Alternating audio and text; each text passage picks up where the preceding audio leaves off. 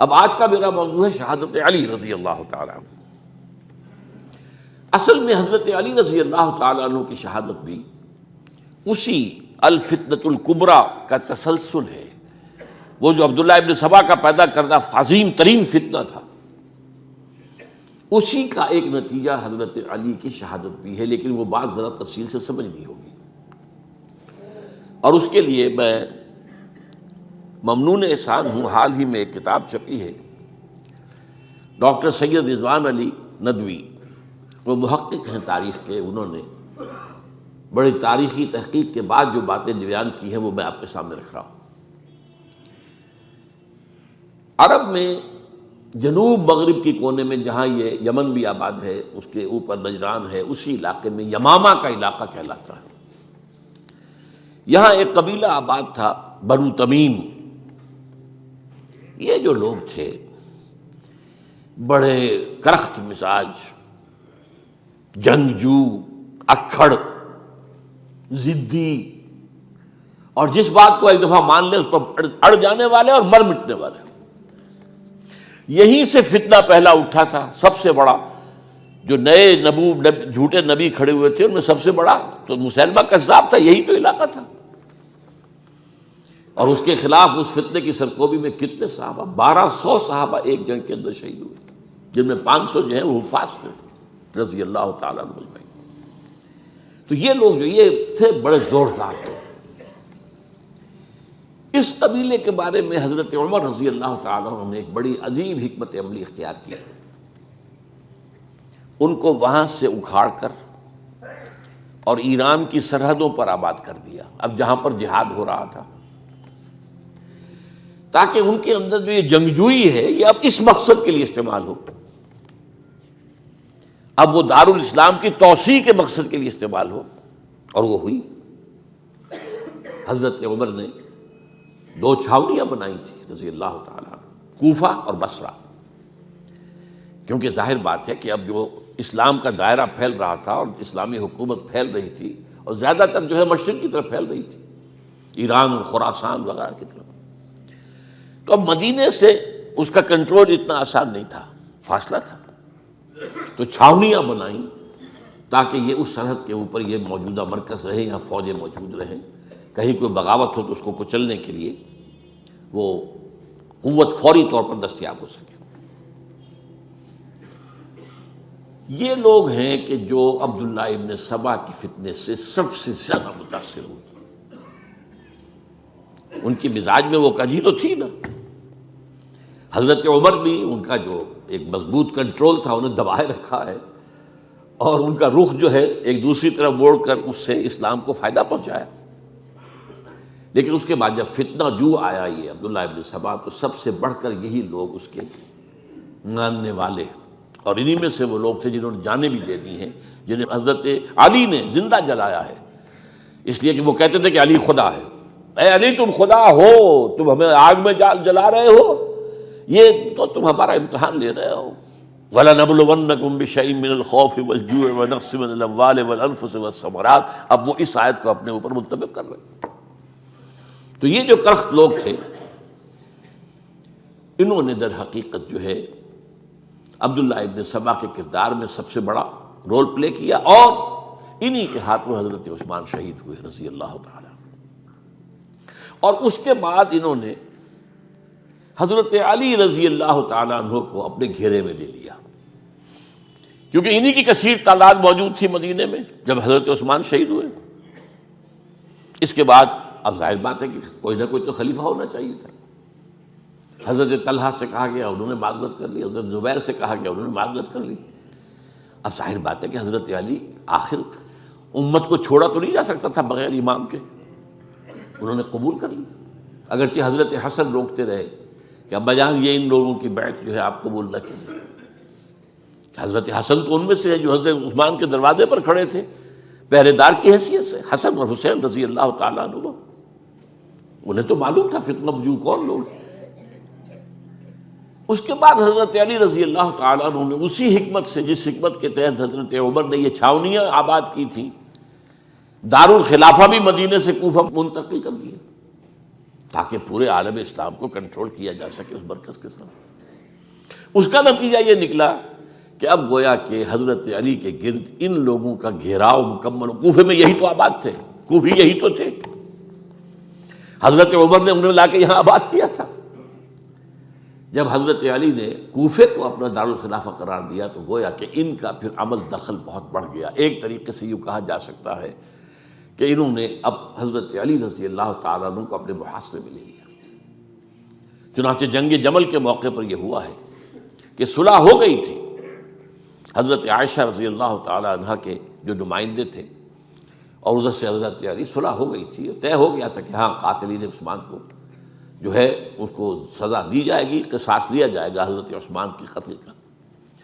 لیکن ان لوگوں نے 10,000 آدمی کھڑے ہو گئے کوفے کے اندر، ہم سب قاتل ہیں عثمان کے، لو قصاص ہم سے اگر لے سکتے ہو،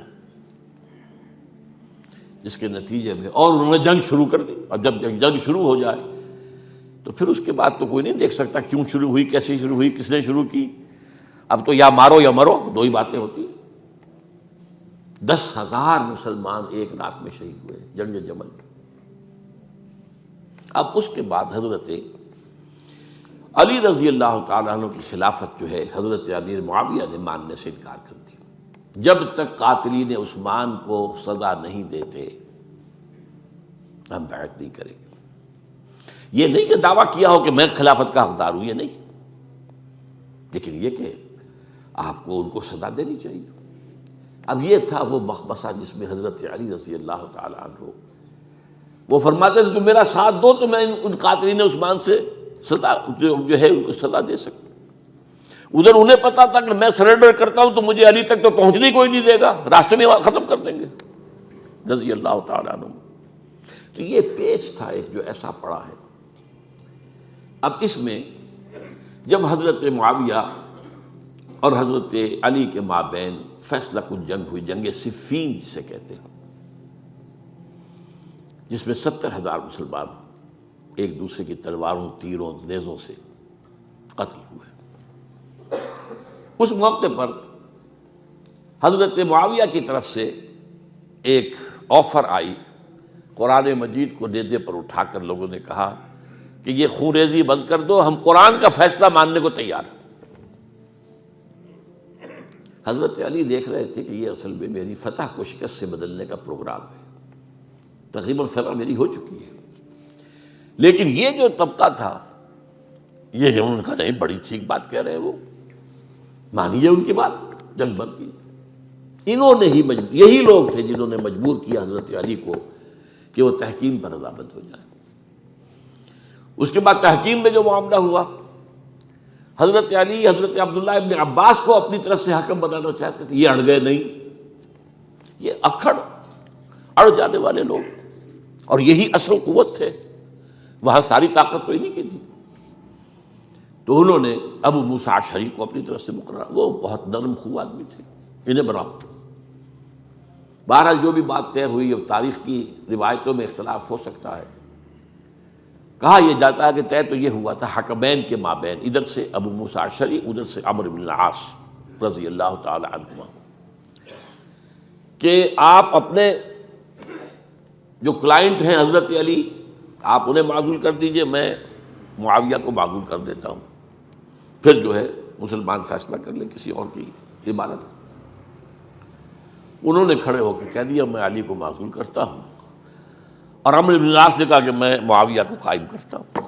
اب یہ ہے روایت، واللہ عالم اس میں کتنا سچ ہے کتنا جھوٹ ہے، میں کوئی مورخ نہیں ہوں، میں کوئی تاریخ کا محقق نہیں ہوں۔ اس کے بعد جو ہے اب یہ لوگ انہوں نے کہا کہ مانیے تحکیم کو، اور جب انہوں نے حضرت علی نے اس تحکیم کے فیصلے کو ماننے سے انکار کیا تو باغی ہو گئے، حضرت علی کو کافر قرار دیا، اور جا کر ایک جگہ پر حرورہ ایک جگہ تھی وہاں پر جا کے جمع ہو گئے، جتھا بندی کی، بہت بڑی طاقت پر وہاں انہوں نے طے کیا کہ علی بھی کافر ہو گیا، معاویہ بھی کافر ہو گیا، عمرو بن العاص بھی کافر ہو گئے، سب کافر ہیں۔ حضرت علی کی طرف سے ایک گئے سفیر ان سے بات کرنے کے لیے، تو انہوں نے کہا تم ہی نے تو کہا تھا کہ تحکیم کو تسلیم کرو، کہ ہاں ہم نے گناہ کیا تھا، کفر کیا تھا، ہم توبہ کی ہم نے. اگر علی بھی مان لے کہ میں نے مان کر کفر کیا تھا اب میں توبہ کرتا ہوں تو ہم ان کی بات مان لیں گے. اب حضرت علی اس طرح کا جھوٹ کیسے بولتے ہیں؟ انہوں نے تو کوئی کفر نہیں کیا تھا. بہرحال انہوں نے پھر بھی نرمی برتی کہ دیکھو اگر تم کوئی خونریزی نہیں کرو گے، فساد نہیں مچاؤ گے تو میں تمہیں کچھ نہیں کہوں گا.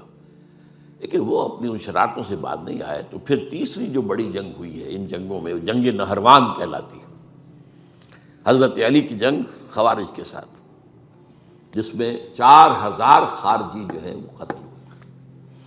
اور یہ بات اب آپ نوٹ کر لیجئے کہ یہ لوگ جیسا کہ اکھڑ بھی تھے لیکن اپنی بات پر ڈٹ جانے والے تھے، لیکن ساتھ ہی دیندار بھی تھے، نمازی اور روزہ دار بھی تھے.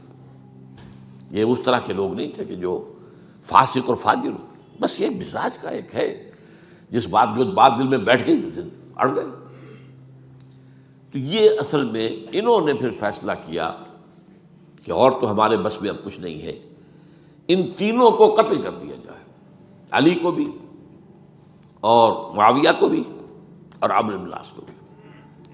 تو ایک جگہ ان کی سازش ہوئی، 3 آدمی معین ہو گئے، ایک ہی وقت کا طے فیصلہ ہو گیا، فلاں تاریخ کو فجر کے وقت تم جاؤ، وہ تم کوفے کی جامع مسجد میں جب علی نماز جماعت کرا رہے ہو خنجر مارو انہیں.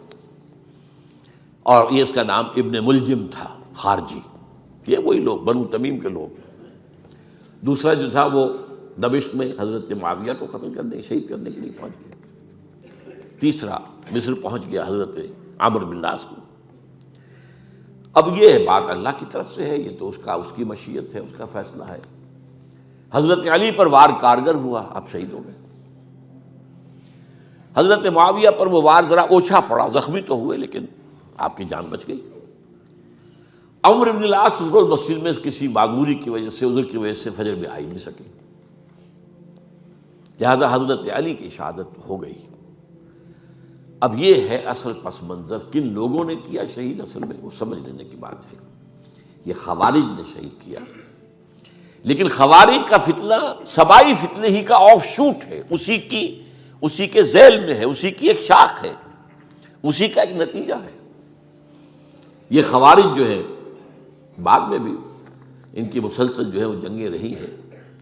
بہرحال اس صورتحال کو یہ سمجھ لیجئے کہ یہ خلفائے ثلاثہ رضی اللہ تعالی عنہ، حضرت عمر شہید، عثمان شہید، علی شہید. عجیب بات ہے کہ تینوں کا نام عین سے شروع ہوتا ہے، عمر عین سے، عثمان عین سے، علی عین سے. تینوں شہید ہوئے ہیں. لیکن یہ کہ یہ ہے تاریخی پس منظر.